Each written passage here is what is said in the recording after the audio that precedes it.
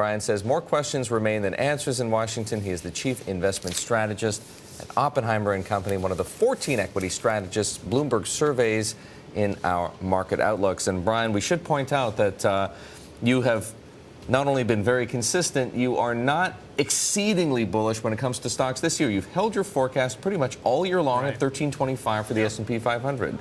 So what might the president say tonight, or what might Ben Bernanke say tonight that could change that? Well, with respect to Bernanke, let's give him some credit. I mean, last night he was pretty beat up, right, during the debate. People want to take him out in the woodshed. But at least Mr. Bernanke gave us something definitive, right? We're not going to raise interest rates until 2013. We haven't seen that from Washington in terms of not either jobs or the debt, something definitive. You know, we can put subcommittees together all we want.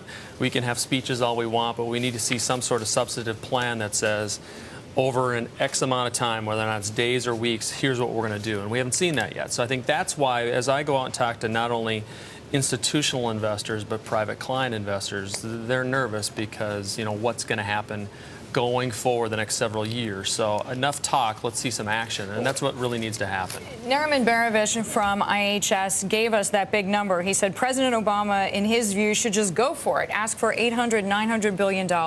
He's going to face the same fight as if he asked for $300 billion. And he pointed out, at least in his view, the potential benefits to the economy if the president goes for a bigger plan. Is that a good idea for the markets? Well, I think the market has shown that monetary policy is not going to build jobs. We need to see a more substantive plan on the fiscal side of things. I don't think there's a magic number. I think there needs to be a plan that can be enacted. That would build credibility. I don't think there's a magic number that can or should be thrown out. Bigger versus less big? Well, I think bigger would be better. Of course it would be better, but I think it's going to be more important, I think more credibility if we have a plan. Because I think as you throw numbers around, I think it actually makes investors nervous. It really does. So the last thing I think we want to see is actually more spending. We need to see a plan around that spending. Brian, why are investors nervous? Why don't they have a little more intestinal fortitude? Why don't they stick to their guns the way that you've stuck to your guns? You said, here's what I think is going to happen, and you haven't proven right yet. We aren't at the end of the year. But they are so skittish. If the prospects for American equities in particular are as good as you think they are, why don't more people sign up to that idea right now? A couple things. Over the last 10 or 12 years, we've incurred 2 recessions. The lost decade of equity performance has been widely publicized, and everybody believes it.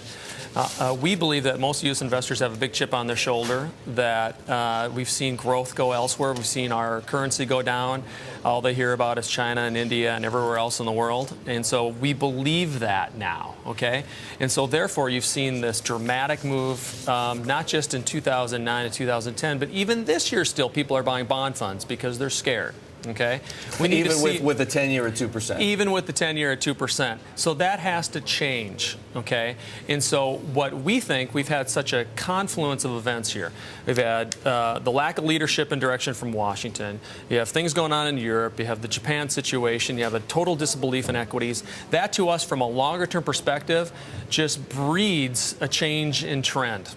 Longer term. So we think that we're on the precipice of the next great equity bull market in U.S. stocks because they're the best position on a fundamental basis for the next 3 to 5 years, according to our work, relative to the rest of the world. So how high do you think the S&P 500 go then by the end of next year if you think we're beginning another cycle that's bullish? Well, I'll tell you, Bernanke's speech was important in terms of setting interest rates the way that they were. I think that sets the stage for, at the beginning stages of this recovery, of single-digit returns. That's why, as we entered this year, again, we were widely panned as being bearish, and we said single-digit returns at 1325, right?